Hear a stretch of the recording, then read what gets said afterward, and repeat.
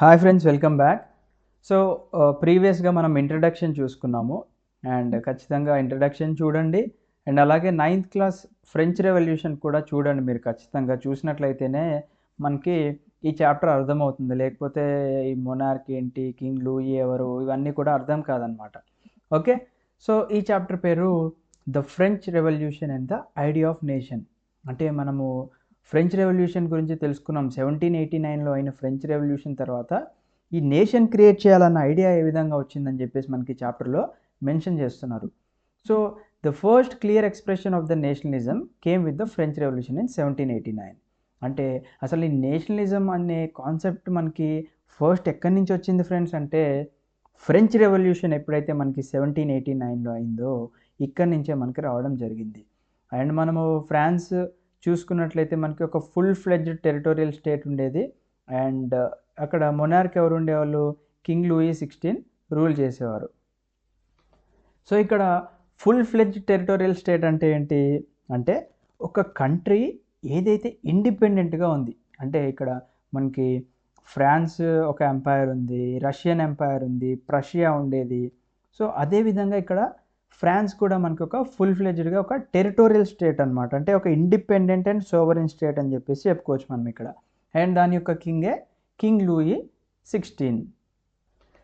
So అప్పుడున్న political and constitutional changes ఏవైతే ఉన్నాయో ఇవన్నీ కూడా అక్కడున్న ప్రజలకి, మెయిన్గా మిడిల్ క్లాస్ వాళ్ళకి, పీజెంట్స్కి, ఆర్టిజన్స్కి, వీళ్ళందరికీ కూడా నచ్చలేదు. అండ్ నచ్చక ఇది మనకి మొనార్కీని డెస్ట్రాయ్ చేసి సిటిజన్స్కి పవర్ వెళ్ళడం జరిగిందనమాట. సో ఇక్కడ ఏమంటున్నారు friends, the political and constitutional changes that came in the wake of French Revolution led to the transfer of sovereignty from monarchy to the body of French citizens. అంటే మనకి political and constitutional changes ఏదైతే జరిగిందో ఇవన్నీ కూడా French రెవల్యూషన్కి దారి తీసినాయి. And ఈ దారి ఎక్కడ దాకా వెళ్ళింది అంటే, సోవరెంటీ అంటే ఈ సెల్ఫ్ గవర్నెన్స్ అనే కాన్సెప్ట్ ఏదైతే ఉందో ఇది మొనార్కీ నుంచి, అంటే కింగ్స్ రూల్ నుంచి ఫైనల్గా సిటిజన్స్ చేతులకి వెళ్ళింది అని చెప్పేసి చెప్తున్నారు. And the revolution proclaimed that it was the people who would henceforth constitute the nation and shape its destiny. అంటే ఇక్కడ మెయిన్గా ఈ రెవల్యూషన్ అంటే ఈ రీవోల్ట్ చేయడానికి, అంటే తిరుగుబాటు చేయడానికి కారణం ఎవరు ఫ్రెండ్స్ ఇక్కడ అంటే, అక్కడున్న జనాలు. మరి ఎందుకు అక్కడున్న జనాలు? ఎందుకంటే కష్టాలు పడింది అక్కడున్న జనాలు కాబట్టి వారికే తెలుసు ఆ స్టేట్ అనేది, అంటే ఆ ఎంపైర్ అనేది ఏ విధంగా ఉండి, వాళ్ళు ఏ విధంగా కష్టపడ్డారు, వాళ్ళు ఏ విధంగా ట్యాక్సెస్ కట్టారు. అండ్ ఇవన్నీ కూడా వాళ్ళకే తెలుస్తుంది కాబట్టి అక్కడున్న పీపుల్ రివోల్ట్ అవ్వడం వల్ల మనకి ఫైనల్గా మొనార్కీని డెస్ట్రాయ్ చేయడం జరిగిందనమాట. అంటే అబాలిష్ చేయడం జరిగింది. సో వీళ్ళు ఒక నేషన్ని ఫామ్ చేయడానికి ఇక్కడ కృషి చేశారు. అండ్ అలాగే దాని యొక్క డెస్టినీని వీళ్ళే, అంటే డెస్టినీ అంటే ఇక్కడ ఏంటి, కంట్రీ యొక్క విధిని కూడా మార్చేది ఎవరు అంటే అక్కడున్న పీపులే అని చెప్పేసి చెప్తున్నారు. And from the very beginning the French revolutionaries introduced various measures and practices that could create a sense of collective identity among the French people. అంటే మనకి రివోల్ట్ తర్వాత మనము ఇనీషియల్ స్టేజెస్ నుంచి చూసుకున్నా కానీ ఫ్రెంచ్ రెవల్యూషనరీస్, ఇక్కడ రెవల్యూషనరీస్ అంటే ఎవరిని అంటున్నారు ఫ్రెండ్స్, ఎవరైతే రివోల్ట్ చేశారో, తిరుగుబాటు చేశారో వాళ్ళనే రెవల్యూషనరీస్ అంటారనమాట. వీళ్ళందరూ కూడా కొత్త కొత్త మెజర్స్ తీసుకురావడం జరిగింది అండ్ కొత్త కొత్త ప్రాక్టీసెస్ తీసుకురావడం జరిగిందనమాట. అంటే ఒక సొసైటీ ఈ విధంగా ఉండాలి అని చెప్పేసి ఉదాహరణగా వాళ్ళు తీసుకురావడం జరిగిందనమాట, వేరియస్ చేంజెస్ అనమాట. సో దీనివల్ల ఏమవుతుంది, it could create a sense of collective identity amongst the French people. అంటే ఇలాంటి మెజర్స్ ఇవన్నీ తీసుకురావడం వల్ల ఒక కలెక్టివ్ ఐడెంటిటీ వస్తుందన్నారు. అంటే ఒక సామూహిక గుర్తింపు అనేది మా ప్రజలకి రావాలి అని చెప్పేసి వీళ్ళ యొక్క ఉద్దేశం. అండ్ దానివల్లనే మనకి ఇక్కడ the idea of the father land and the citizen అనే కాన్సెప్ట్స్ కూడా ఇక్కడి నుంచి వచ్చాయి మనకి. సో ఇక్కడ the idea of father land అన్నారు. ఫాదర్ ల్యాండ్ అంటే నథింగ్ బట్ వాళ్ళ యొక్క నేటివ్ కంట్రీ, అంటే ఈ కంట్రీ మాకు బిలాంగ్ అవుతుంది అనే కాన్సెప్ట్. అండ్ అలాగే అక్కడ నివసించే ప్రజలు, అంటే ఎవరైతే సిటిజన్స్ ఉన్నారో వీళ్ళందరికీ కూడా సామాన్య హక్కులు ఉండాలి. అండ్ ఆ హక్కులు మేము యాజ్ ఎ సిటిజన్స్ మేము ఎంజాయ్ చేయాలి అండర్ ద కాన్స్టిట్యూషన్, అంటే మాకు ఒక రాజ్యాంగం ఉండాలి, ఆ రాజ్యాంగంలో ఏవైతే లాస్ ఉన్నాయో అవన్నీ కూడా ప్రతి ఒక్కరికి ఈక్వల్గా ఉండాలి అని చెప్పేసి ఇక్కడ ఉద్దేశం అనమాట. అండ్ దీని తర్వాతే మనకి ఒక ఫ్రెంచ్ ఫ్లాగ్ కూడా తయారు చేయడం జరిగింది రెవల్యూషన్ తర్వాత. ఏదైతే ద ట్రై కలర్ ఫ్లాగ్ అంటే 3 కలర్స్ ఉన్న ఫ్లాగ్ ఏదైతే ఉందో అది కూడా తయారు చేయడం జరిగిందనమాట. అంటే అక్కడున్న కింగ్స్ యొక్క ఫ్లాగ్ ఏదైతే ఉందో దాన్ని కూడా తీసేసి మనకి ఫ్రాన్స్కి ఇక్కడ ఒక కొత్త ఫ్లాగ్ అనేది రావడం జరిగింది. అండ్ ద ఎస్టేట్ జనరల్ అంటే ఎవరైతే కింగ్ వాళ్ళు ఉంటారో, అంటే మనకి అప్పుడు సొసైటీ 3 ఎస్టేట్స్ కింద డివైడ్ అయింది కదా. ఫస్ట్ ఎస్టేట్లో కింగ్స్ వాళ్ళు ఉండేవాళ్ళు, అంటే who belongs to the church, వీళ్ళందరూ కూడా ఫస్ట్ ఎస్టేట్లో ఉండేవాళ్ళు కదా. వీళ్ళు నివసించేది ఎక్కడ అంటే ఎస్టేట్ జనరల్. దీన్ని కూడా వీళ్ళు ప్రజలు ఏం చేశారంటే రీనేమ్ చేయడం జరిగింది. దాని యొక్క నేషనల్ అసెంబ్లీ అని చెప్పేసి మార్చేశారు. సో ఇప్పుడు ఒక ఫ్లాగ్ క్రియేట్ చేశారు, ఒక నేషనల్ అసెంబ్లీ అనేది ఉంది. అండ్ ఇక్కడ ఇంకా ఏం చెప్తున్నారు మనకి అంటే న్యూ హిమ్స్ వేర్ కంపోజ్డ్, అంటే కొత్త శ్లోకాలు వాళ్ళు కంపోజ్ చేశారు, అంటే కొత్త సాంగ్స్ ఇలాంటివి కంపోజ్ చేయడం జరిగింది. ఓత్స్ టేకెన్ అన్నారు, అంటే ప్రమాణాలు తీసుకున్నారు. అండ్ అలాగే మార్టిర్స్ కమమరేటెడ్, అంటే ఎవరైతే ఈ ఉద్యమంలో అంటే ఈ రివోల్ట్ ఎవరైతే చనిపోయిన వాళ్ళు ఉన్నారో వాళ్ళందరికీ కూడా ఇక్కడ కమమరేషన్ అనేది జరిగిందనమాట. సో ఇక్కడ కమమరేషన్ అంటే ఏంటంటే జనరల్గా మనం తెలుగులో చూసుకున్నట్లయితే దీన్ని స్మారకోత్సవం అని చెప్పేసి పిలుస్తూ ఉంటారు. అంటే వీళ్ళు నేషన్ కోసం చనిపోయారు, అమరులయ్యారని చెప్పేసి చనిపోయిన మార్టిర్స్ ఎవరైతే ఉన్నారో వాళ్ళని కూడా గుర్తు తెచ్చుకున్నారనమాట. నెక్స్ట్ ఏంటంటే ఒక సెంట్రలైజ్డ్ అడ్మినిస్ట్రేటివ్ సిస్టమ్ అనేది వీళ్ళు తీసుకురావడం జరిగింది. అంటే అందరికీ కూడా ఒక అడ్మినిస్ట్రేషన్ ఉండాలి, అంటే అందరినీ కంట్రోల్ చేయడానికి మనకి ఒక అడ్మినిస్ట్రేషన్ అనేది ఉండాలి అని చెప్పేసి ఒక సెంట్రలైజ్డ్ అడ్మినిస్ట్రేటివ్ సిస్టమ్ తీసుకొచ్చి వాళ్ళు యూనిఫామ్ లాస్ తీసుకురావడం జరిగిందనమాట. అంటే ఎవరైతే ఈ టెరిటరీలో ఉంటున్నారో, ఎవరైతే ఫ్రాన్స్ యొక్క టెరిటరీలో ఉంటున్నారో వీళ్ళందరికీ కూడా సమానమైన లాస్ ఉండాలి అని చెప్పేసి చెప్తున్నారు. అంటే సమానమైన చట్టం అనేది అందరికీ కూడా ఈక్వల్గా వర్తించాలని చెప్పేసి వీళ్ళ యొక్క ఉద్దేశం. నెక్స్ట్ వచ్చేసి కస్టమ్స్ డ్యూటీస్ కూడా వీళ్ళు ఇంట్రడ్యూస్ చేశారనమాట. అంటే ఇంటర్నల్గా ఈ టెరిటరీ యొక్క ఇంటర్నల్గా కూడా వీళ్ళు కస్టమ్ డ్యూటీస్ అనేది ఇంట్రడ్యూస్ చేశారు. అండ్ అలాగే డ్యూస్ ఏవైతే ఉన్నాయో వాటిని అబాలిష్ కూడా చేయడం జరిగింది. అంటే తెలుగులో మనము బకాయిలు అంటాం కదా, సో ఆ బకాయిలు ఏవైతే ఉన్నాయో వాటిని కూడా అబాలిష్ చేశారు. అండ్ అలాగే ఒక uniform system of weights and measures, అంటే ఇప్పుడు ఆ ఫ్రాన్స్ యొక్క టెరిటరీలో ఇప్పుడు సపోజ్ కేజెస్ అనుకో, అందరికీ కూడా కేజెస్ లాగానే, అంటే వెయిట్స్ అండ్ మెజర్స్ ఏవైతే ఉన్నాయో అవన్నీ కూడా అందరికీ సమానంగా ఉండే విధంగా ప్లాన్ చేశారనమాట ఆ రోజుల్లోనే. అండ్ అలాగే రీజనల్ డయాలెక్ట్స్ వేర్ డిస్కరేజ్డ్. ఇక్కడ రీజనల్ డయాలెక్ట్ అంటే ఏంటి, ఇప్పుడు ఒక టెరిటరీ ఉంటే దాంట్లో మనకి వేరియస్ రీజన్స్ అనేవి ఉంటాయి, అంటే వేరియస్ ఏరియాస్ ఉంటాయి, అంటే వేరియస్ కమ్యూనిటీస్ ఇవన్నీ కూడా ఉంటారు. కాబట్టి వాళ్ళందరూ డిఫరెంట్ లాంగ్వేజెస్ మాట్లాడుకుంటూ ఉంటారు. ఇవన్నీ వద్దండి, మనము అందరికీ ఒక కామన్ లాంగ్వేజ్ అనేది పెట్టుకుందాం, అదే ఫ్రెంచ్ లాంగ్వేజ్ అనేది మనకి కామన్ లాంగ్వేజ్ పెట్టుకుందాము అని చెప్పేసి చెప్పారు. అది జనరల్గా అప్పట్లోనే మనకి ఫ్రెంచ్ అనేది మాట్లాడడం అండ్ రిటర్న్ కూడా, అంటే రాయడం కూడా ప్యారిస్లో ఎక్కువగా చేస్తూ ఉండేవాళ్ళు కాబట్టి అదే ఒక కామన్ లాంగ్వేజ్ కింద పెట్టడం జరిగింది.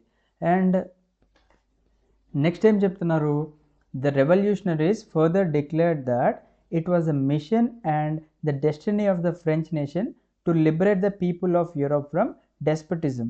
సో ఇక్కడ డెస్పటిజం అంటే ఏంటంటే నథింగ్ బట్ ఒక డిక్టేటర్షిప్ లాగా, అంటే ఎవరైతే పర్సన్ అధికారంలో ఉన్నాడో అతని యొక్క క్రూయల్ అండ్ అప్రెసివ్ వేలో ఉండకూడదు అని చెప్పేసి వాళ్ళ యొక్క ఉద్దేశం అనమాట. అండ్ ఇవన్నీ కూడా మనకి ఫ్రెంచ్ పీపుల్ వాళ్ళకి వద్దు అని చెప్పేసి చెప్పారు. అండ్ అలాగే to help other people of Europe to become nations, and యూరోప్లో ఉన్న మనమే కాకోకుండా, అంటే ఇప్పుడు యూరోప్లో ఉన్న ఫ్రాన్స్ వాళ్ళు ఒక నేషన్ బిల్డ్ చేస్తున్నారు కదా, మనమే కాకుండా మిగతా వాళ్ళు కూడా నేషన్ బిల్డ్ చేయడానికి మనము సహాయం చేయాలి అని చెప్పేసి వీళ్ళ యొక్క ఉద్దేశం. And when the news of the events in the France reached the different cities of Europe, students and other members of the educated middle class began setting up Jacobin clubs. So మనము French రెవల్యూషన్లో చూసాము, middle class వాళ్ళందరూ కలిపి Jacobin క్లబ్స్లో join అవ్వడం మనం చూసాము. అంటే ఎక్కువగా ఎడ్యుకేటెడ్ మిడిల్ క్లాస్ వాళ్ళు, ఎందుకంటే వీళ్ళందరూ కూడా మనము చూసుకున్నాము బార్బర్ షాప్స్‌లో కానీ అండ్ బయట అక్కడ ఇక్కడ తినే దగ్గర మెయిన్‌గా వీళ్ళ వల్లనే మనకి యూరోప్‌లో ఉన్న మ్యాటర్స్ ఇవన్నీ కూడా ఎక్కువగా స్ప్రెడ్ అవుతూ ఉండేవి కదా! సో, ఇప్పుడేమైంది అంటే మనకి ఏదైతే ఫ్రాన్స్‌లో జరిగిన రివోల్ట్ అనేది అంటే న్యూస్ అనేది మనందరికీ డిఫరెంట్ సిటీస్‌కి రీచ్ అయిందో, వీళ్ళు ఈ విధంగా రివోల్ట్ చేశారు, వీళ్ళు ఈ విధంగా కష్టపడి ఒక నేషన్ బిల్డ్ చేసుకుంటున్నారు అన్న న్యూస్ ఎప్పుడైతే అందరి చెవిలో పడిందో, అప్పుడు ఆ పర్టిక్యులర్ ఏరియాస్‌లో ఉన్న స్టూడెంట్స్ అండ్ అదర్ మెంబర్స్ ఎవరైతే ఎడ్యుకేటెడ్ మిడిల్ క్లాస్ వాళ్ళు ఉన్నారో, వీళ్ళు కూడా జాకబిన్ క్లబ్స్‌లో జాయిన్ అవ్వడం స్టార్ట్ చేశారనమాట. అండ్ దీని తర్వాత వాళ్ళ యొక్క యాక్టివిటీస్ అండ్ వాళ్ళ యొక్క క్యాంపెయిన్స్ మనకిక్కడ ఫ్రెంచ్ ఆర్మీ వాళ్ళని ఫ్రాన్స్ నుంచి అలాగే హోలాండ్‌కి, బెల్జియంకి, స్విట్జర్లాండ్ అండ్ ఇటలీకి కూడా వెళ్ళడానికి సహాయం చేసిందనమాట. అండ్ ఇవన్నీ కూడా మనకి 1790స్‌లో. And with the outbreak of the revolutionary wars, the French armies began to carry the idea of nationalism abroad. So, ఎప్పుడైతే మనకి ఈ ఔట్‌బ్రేక్ అనేది జరిగిందో, ఆల్రెడీ ఆర్మీస్ వాళ్ళు మనకి హోలాండ్, బెల్జియం, స్విట్జర్లాండ్ అండ్ ఇటలీకి వెళ్ళిపోవడం జరిగింది కాబట్టి, వీళ్ళు ఈ ఐడియాలజీని ట్రాన్స్‌ఫర్ చేశారనమాట. అంటే మా దగ్గర ఫ్రాన్స్‌లో ఈ విధంగా రివోల్ట్ చేశారు. అది ఇది అని చెప్పేసి వాళ్ళు ప్రతి ఒక్కళ్ళకి ఈ డిఫరెంట్ కంట్రీస్ అంటే డిఫరెంట్ నేషన్స్ వాళ్ళకి కూడా వీళ్ళు చెప్పడం జరిగిందనమాట. ఓకే. సో, మనకిక్కడ చూసుకోవచ్చు Europe after the Congress of Vienna 1815లో మనకి యూరోప్ చూసుకున్నట్లయితే ఇక్కడ మనకి రష్యన్ ఎంపైర్ కనిపిస్తుంది. అండ్ ఇది ఫ్రాన్స్, ఇది స్విట్జర్లాండ్, ఇది ఆస్ట్రియన్ ఎంపైర్, ఇది ఆటోమన్ ఎంపైర్. సో, ఇలా కనిపించింది మనకి. అంటే ఇక్కడ మనకి ఏం తెలుస్తుంది ఇక్కడ వీళ్ళ యొక్క నేషన్ బిల్డింగ్ అనేది కనిపిస్తుంది మనకి. ఇక్కడ ఫ్రాన్స్ ఉంది, స్పెయిన్ ఉంది. అదే ఇక్కడ రష్యా చూస్తే ఇంకా ఇక్కడ ఎంపైరే నడుస్తుంది. రష్యన్ ఎంపైర్ అండ్ ఆటోమన్ ఎంపైర్ ఇవన్నీ కూడా ఇంకా నేషన్స్ కాలేదన్నమాట. ఈ ఆస్ట్రియన్ ఎంపైర్ ఇవన్నీ కూడా.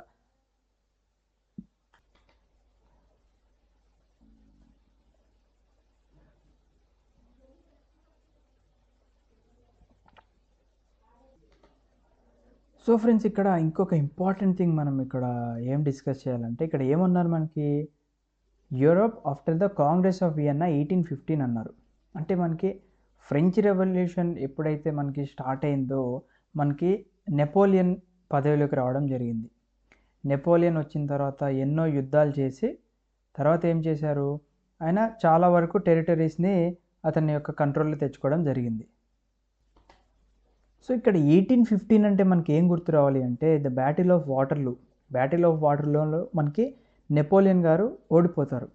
ఆ టైంలో ద కాంగ్రెస్ ఆఫ్ వియన్నాని స్టార్ట్ చేశారు. కాంగ్రెస్ ఆఫ్ వియన్నా అంటే అది one of the most important international conference అని చెప్పుకోవచ్చు. అంటే యూరోపియన్ హిస్టరీ మొత్తంలో ఒక ఇంపార్టెంట్ ఇంటర్నేషనల్ కాన్ఫరెన్స్ అనమాట. అంటే డిఫరెంట్ కంట్రీస్ యొక్క అంబాసిడర్స్ వాళ్ళందరూ కలిసి ఒక కాన్ఫరెన్స్ ఏర్పాటు చేసుకోవడం జరిగింది. ఎక్కడ వియన్నాలో. అంటే వియన్నా అంటే ఇప్పుడు ఆస్ట్రియా యొక్క క్యాపిటల్ వియన్నా. సో వియన్నాలో ఈ కాంగ్రెస్ అంటే ఈ మీటింగ్ ఏదైతే ఏర్పాటు చేశారో దీని యొక్క మెయిన్ ఉద్దేశం ఏంటి అంటే పీస్ అంటే శాంతిని చేకూర్చడమే వీళ్ళ యొక్క ఉద్దేశం. ఎందుకంటే వీళ్ళు ఫ్రెంచ్ వాళ్ళు రివోల్ట్ అయిన వార్స్ చూసాం మనం. అండ్ అలాగే నెపోలియన్ చేసిన యుద్ధాలు కూడా చూసిన తర్వాత వీళ్ళందరూ ఇది డిసైడ్ చేయాలి. అంటే ఇప్పుడు మనము పీస్కి టైం వచ్చింది అని చెప్పేసి వీళ్ళ యొక్క ఉద్దేశం. అంటే వీళ్ళ ప్రకారం ఏంటి అంటే ఏదైతే ఓల్డ్ బౌండరీస్ ఉన్నాయో అంటే నెపోలియన్ యుద్ధం చేయకముందు ఏదైతే బౌండరీస్ ఉన్నాయో అంటే ఎవరి టెరిటరీకి వాళ్ళు వెళ్ళిపోవడం కాకోకుండా అది కాదు మా యొక్క ఉద్దేశం. మనము టెరిటరీస్ని రీసైజ్ చేయాలి. అంటే ఫ్రాన్స్ యొక్క టెరిటరీ ఎంత ఉండాలి, ఆస్ట్రియా యొక్క టెరిటరీ ఎంత ఉండాలి, అంటే ఈ టెరిటరీ ఎంతవరకు మనం రీసైజ్ చేయాలి అని చెప్పేసి వీళ్ళు డిస్కస్ చేసుకున్నారు. సో దట్ ఇక్కడ ఏమొస్తుంది, ఇక్కడ మనకి ఆ పరిపాలన అనేది ఒక బ్యాలెన్స్డ్గా ఉండాలి. అండ్ అందరూ కూడా మనకి ఇక్కడ పీస్ఫుల్గా బతికే విధంగా మనము ఆ టెరిటరీస్ని మనము రీసైజ్ చేసుకోవాలి. అక్కడున్న పవర్ని కూడా మనం రీసైజ్ చేయాలని చెప్పేసి మనకి ఈ యొక్క కాంగ్రెస్ ఆఫ్ వియన్నా ఏదైతే మీటింగ్ ఉందో అక్కడ డిస్కస్ చేశారు.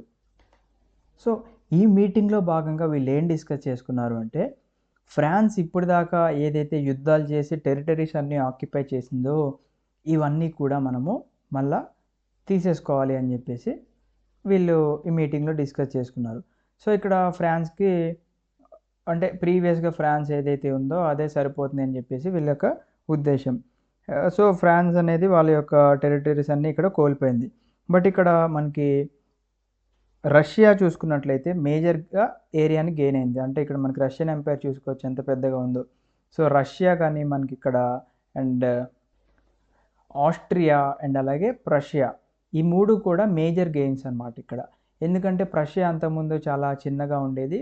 సో ఇప్పుడు ఇక్కడ వెస్టర్న్ పార్ట్స్ మనకి ఏదైతే ఉన్నాయో అంటే ఇక్కడ జర్మన్ స్టేట్స్ ఏవైతే ఉన్నాయో ఇవి కూడా ప్రషియాకి అంటే ప్రషియా యొక్క కంట్రోల్ కింద వచ్చేసినాయి.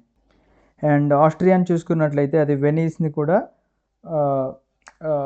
గెయిన్ చేయడం మొదలుపెట్టింది. అండ్ అలాగే ఇటలీలో ఏదైతే నార్దర్న్ పార్ట్ ఉందో ఈ నార్దర్న్ పార్ట్ కూడా మనకి ఆస్ట్రియా కంట్రోల్లోకి తెచ్చుకుంది.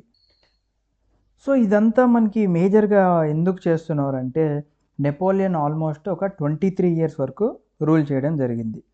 అండ్ ఎప్పుడైతే ఫ్రాన్స్ నెపోలియన్ ఉన్నప్పుడు డిఫీట్ అయిందో నెపోలియన్ మనకి మే 1814 సరెండర్ కావడం జరిగింది. అండ్ ఆయన ఎక్సైల్ చేశారు, అంటే ఫ్రాన్స్ నుంచి బహిష్కరించారు. బహిష్కరించిన తర్వాతనే మనకి ఈ మీటింగ్ అనేది స్టార్ట్ చేశారు. బట్ నెపోలియన్ ఏం చేశాడు, బహిష్కరించిన తర్వాత మళ్ళీ రిటర్న్ అయ్యారనమాట ఎక్సైల్ నుంచి. అంటే అతని యొక్క బహిష్కరణ నుంచి మళ్ళీ రిటర్న్ అయ్యి ఒక 100 డేస్ రూల్ చేశారు ఫ్రాన్స్ని. అంటే మార్చ్ నుంచి జూలై 1815 వరకు కూడా మనకి అతను ఉండడం జరిగింది. బట్ 18th జూన్ 1815 అంటే నెపోలియన్ ద బ్యాటిల్ ఆఫ్ వాటర్లూ అని చెప్పేసి వింటూ ఉంటాం కదా, ద వాటర్లూలో నెపోలియన్ ఇక్కడ ఫైనల్గా ఓడిపోతాడు. అండ్ ఇది ఫైనల్గా ఓడిపోయే 9 డేస్ ముందు మనకి కంప్లీట్గా ఈ అగ్రిమెంట్ అనేది సైన్ అయిపోవడం జరిగింది. సో ఇంకా హిస్టరీ గురించి మనం చెప్పుకుంటూ వెళ్తే చాలానే ఉంటుంది.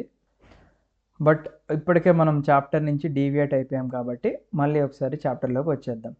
So within the wide swath of territory that came under his control Napoleon set about introducing many of the reforms that he had already introduce in the France. అంటే మనకి ఫ్రాన్స్లో నెపోలియన్ కొన్ని రీఫార్మ్స్ తీసుకురావడం జరిగింది. ఇక్కడ మీకు ఇంకొక doubt clear చేస్తాను నేను. ఏంటంటే ఎప్పుడైతే ఈ నెపోలియన్ 1814లో మనకి ఎగ్జైల్ చేశారో అప్పుడు ఎవరు రూల్ చేశారు, కింగ్ లూయి 16 యొక్క బ్రదర్ కింగ్ లూయి 18 ఆయన పరిపాలిస్తూ ఉండేవాళ్ళు. అండ్ ఆయన కూడా one of the member of that Congress అనమాట. సో వీళ్ళందరూ కూడా ఒక పీస్ అగ్రిమెంట్ సైన్ చేసుకున్నారు. అంటే వాళ్ళ యొక్క ఫైనల్ ఉద్దేశం చెప్తా ఫ్రెండ్స్ ఇక్కడ నేను.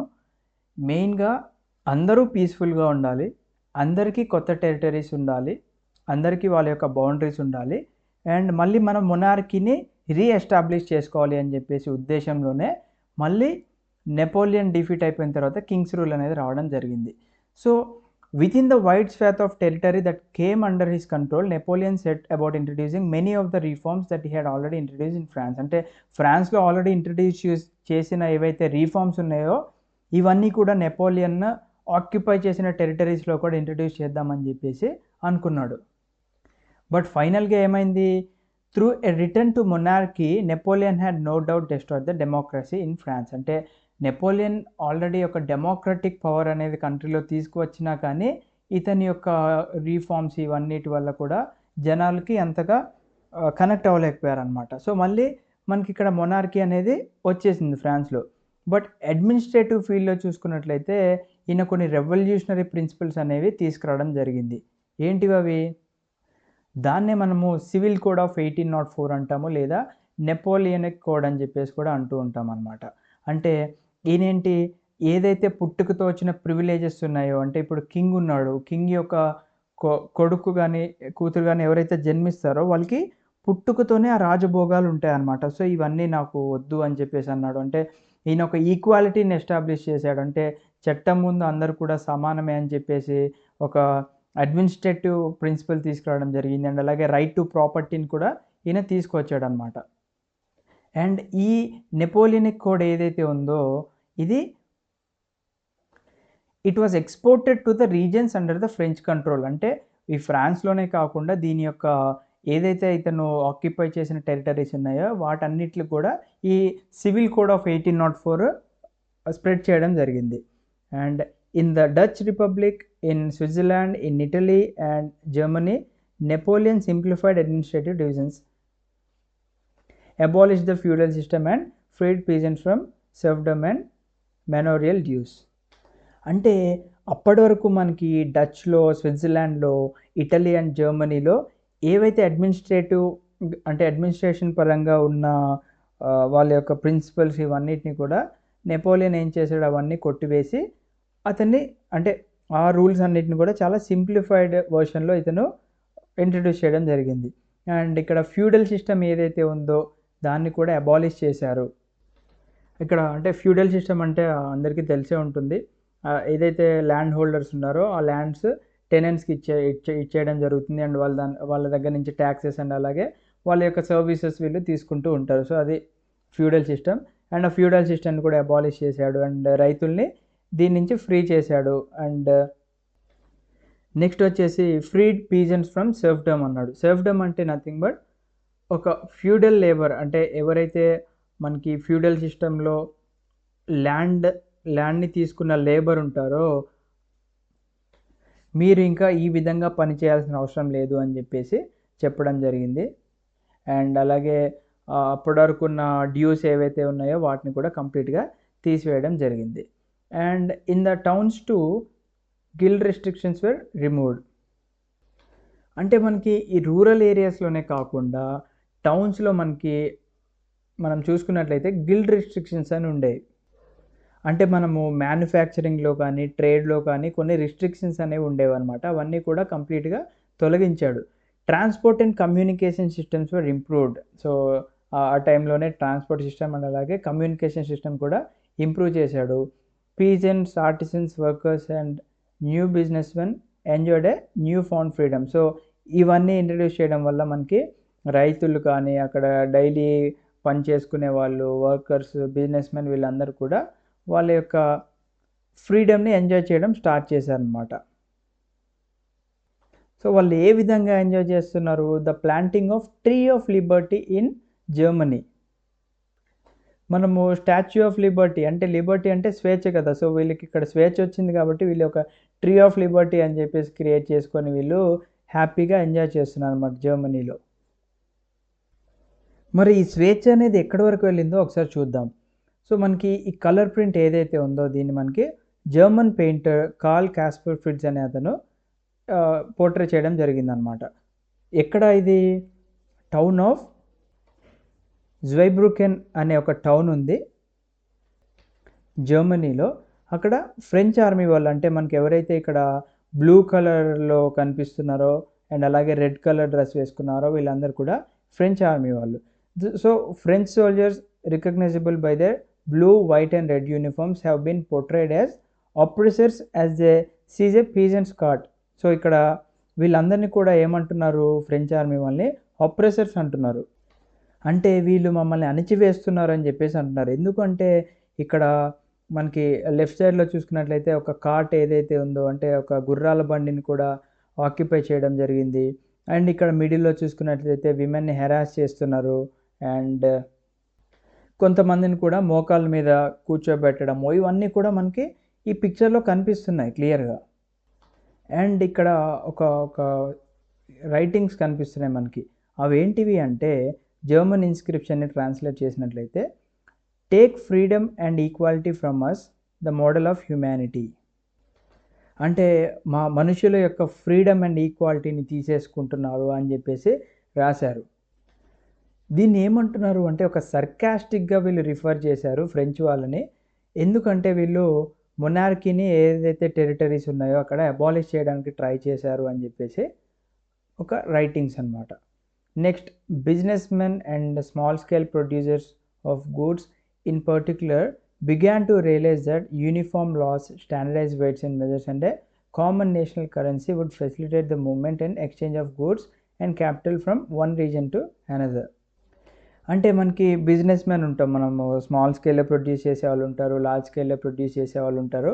వీళ్ళందరికీ కూడా సమానమైన చట్టాలు ఉన్నాయి.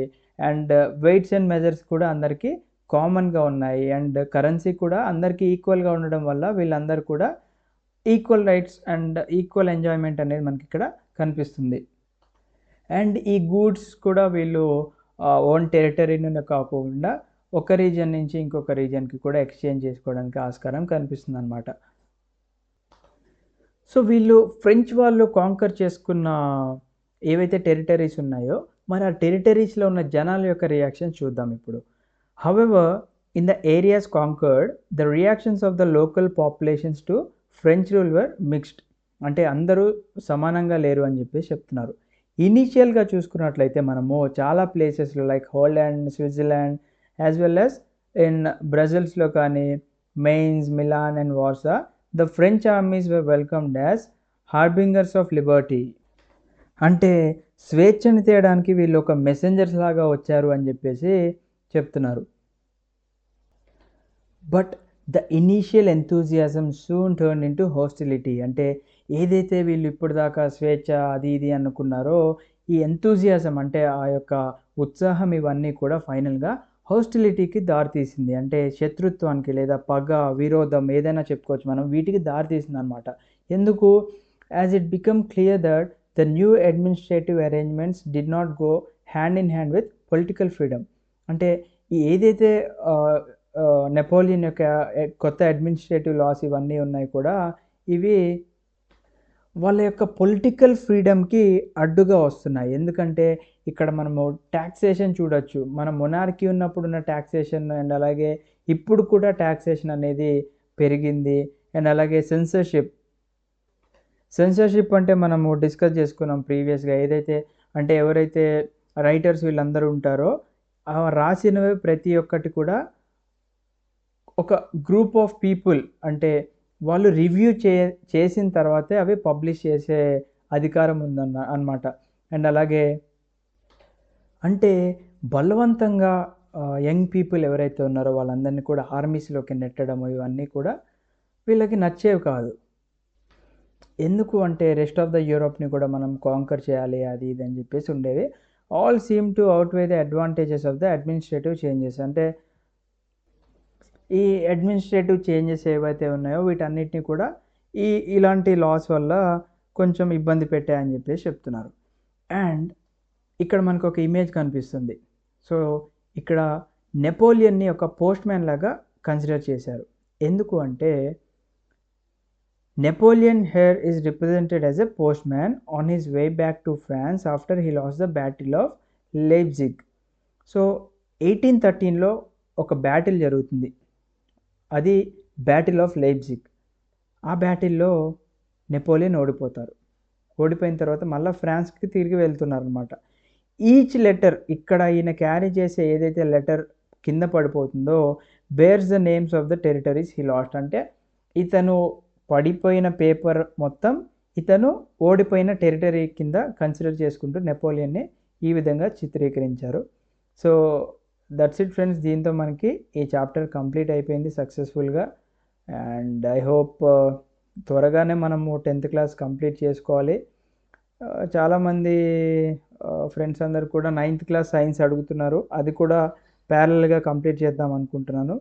సో వీడియో నచ్చినట్లయితే మీ ఫ్రెండ్స్కి కూడా షేర్ చేయండి ఫ్రెండ్స్. ఎందుకంటే మేము చాలా కష్టపడుతున్నాము మీకు ది బెస్ట్ ఇవ్వడానికి.